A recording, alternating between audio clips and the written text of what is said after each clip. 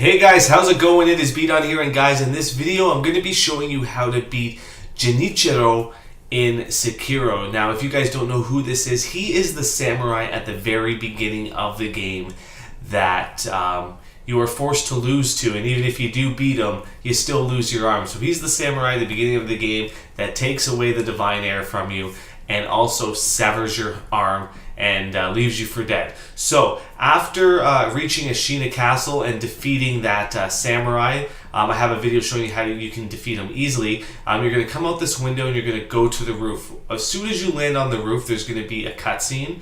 I don't let the cutscene play, I just skip through it. You don't have to watch it. So I find the easiest way to beat this character is to just practice your deflecting. His attacks are very easy to deflect, and once you know the order and how he attacks, it's going to be really easy to beat him. I was having a lot of trouble with this guy at the beginning, I'm not going to lie. Like, it literally took me a half an hour yesterday of non-stop fighting just to kill him, and then days and days and days just losing, just figuring out what were the best techniques and how I could attack him, dodge, and everything else. So what you want to do is you want to go back to the dilapidated temple and you just want to practice your deflecting. Once you get comfortable with deflecting, you have a really good chance at defeating this guy, because as his health goes down, his posture meter won't recharge as fast. So if you can keep deflecting hits,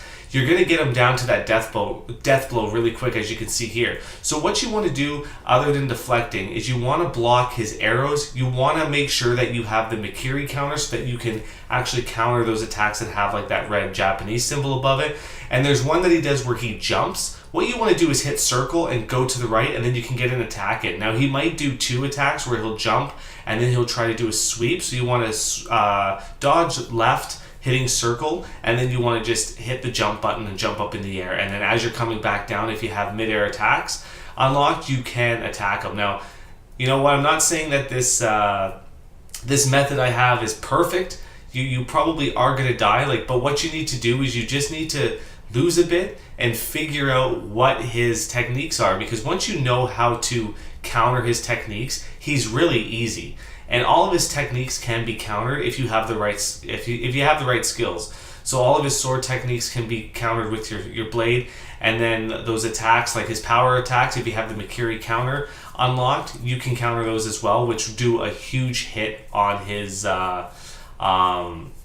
posture bar as well. Now, there's also something that you can unlock. I forget what it's called, and I do apologize, but it's in your skill tree where you can actually purchase it, and it allows you to get more posture for every deflect, which does help the boss battles. Now, this guy's going to be a tricky son of a bitch, because there's also three stages for this boss. So the first two, he uses the same attack. Now, you can cheese this one a bit. So after he does this attack, just keep running in a circle, and he'll continually keep using the same attack. And then you're just going to run up, and you're just going to give him one hit. It takes a while, it's very grueling, but it's depleting his health, and your health is staying the same. Now, this isn't perfect. There are times where you are going to have to deflect him, because he does eventually catch up to you.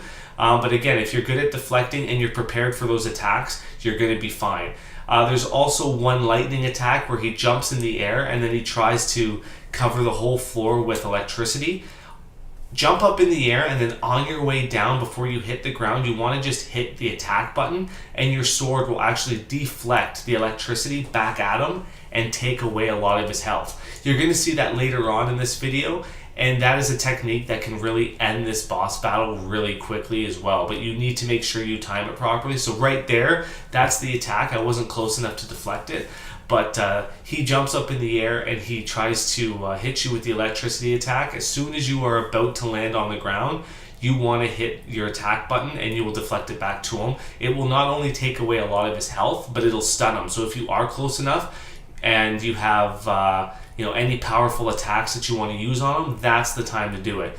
I also recommend for this boss that whenever you get health, you want to take it when he's doing this attack. It takes him a while to actually refresh and get back into the groove after that attack. If you do try to use health anytime before that attack, he will kill you.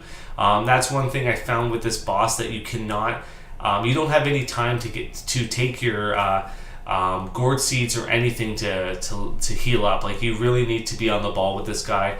But if you keep following the technique that I'm showing you here, he's actually pretty simple. And to be honest, I almost beat him my first try. I think he's easier than the other two stages of this boss.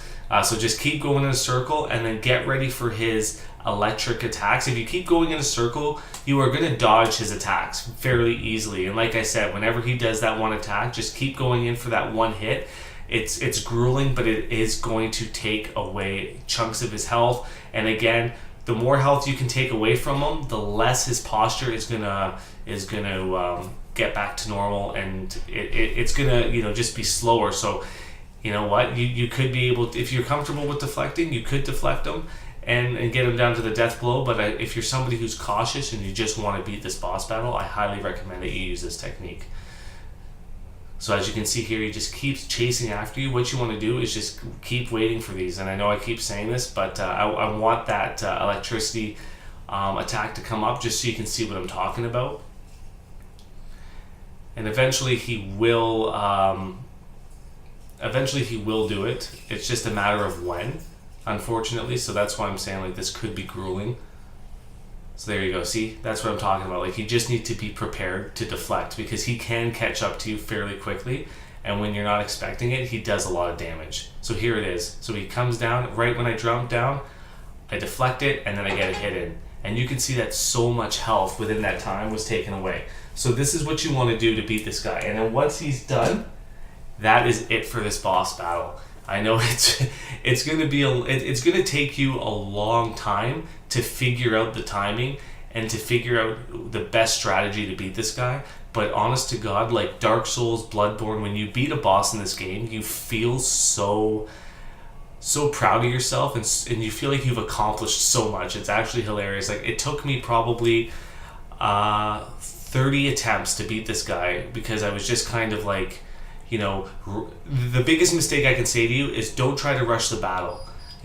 Wait for him to attack you, deflect, move out of the way. If you do everything that I showed you in this video, you should be fine. There are ways to cheese this boss battle, but I don't think that they're the greatest, and they're going to take longer to beat them than what I've shown you here. So anyways, guys, let me know how you beat them.